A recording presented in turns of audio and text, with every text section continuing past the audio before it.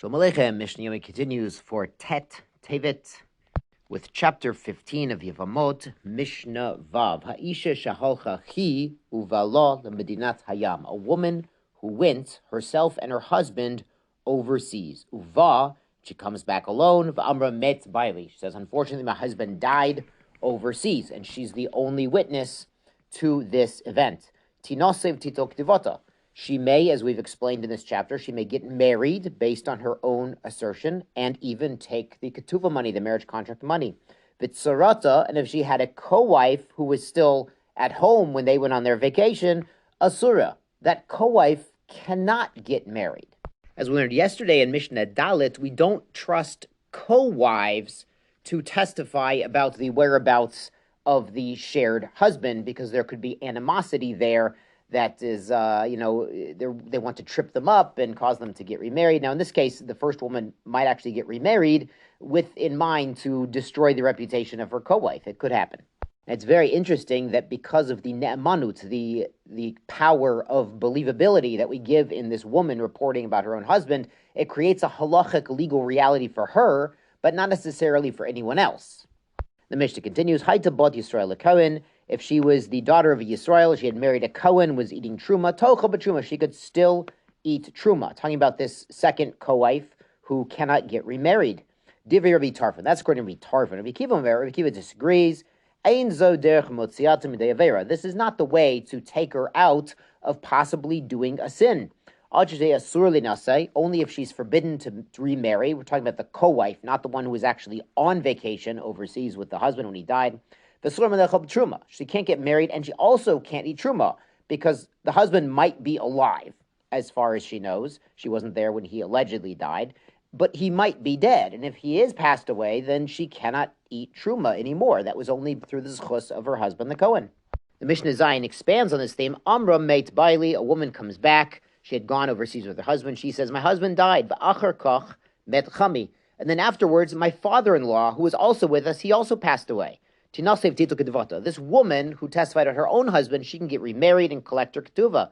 The chamota, but her mother-in-law, asura, cannot get remarried. Again, mothers-in-law and daughters-in-law are not trusted to be a single witness to allow the other to get married.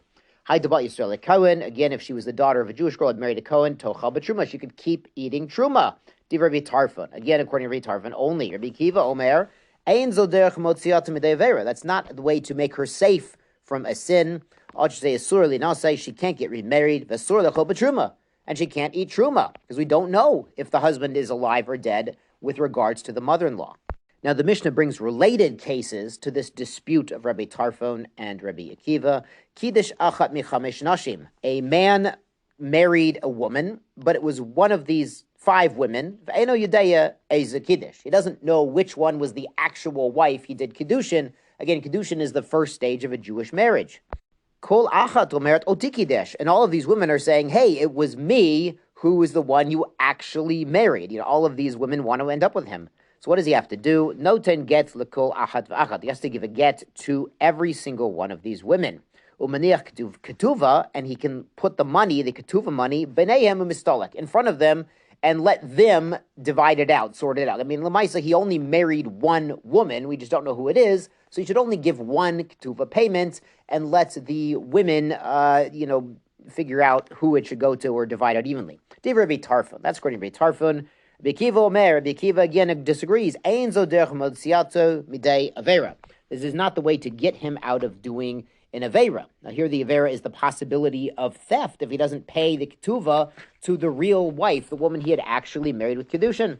Achi yiten get ketuva lekol achat v'atat. He has to give not only a get, a writ of divorce, but also pay the entire marriage contract to every one of these 5 women. Finally, the Mishnah brings another related case. Gozul echad mechamisha. He stole from one of 5 people. He doesn't know which was the actual victim he stole from. And you understand, a thief, to do tshuva, needs to pay back.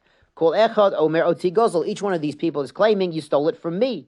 Meniach gezei lebeneya mistolak. He can leave the stolen item or the amount of money in front of them and let these 5 people divide it up or fight it out and figure out who it really was.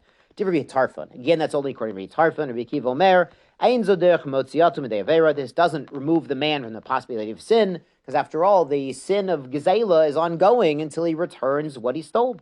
You have to pay back the amount that he stole to each of these possible victims. So we see here some good advice. First of all, don't steal and don't have a doubt who you marry. But you really need to be careful what you're doing when there could be multiple people affected by your actions. The Rambam writes in Tshuva that Hilchot Tshuva, that if somebody steals from the community, it's very hard to do Tshuva because you have to make restitution to the entire community in general. Yeshar kochachem, sei gesund.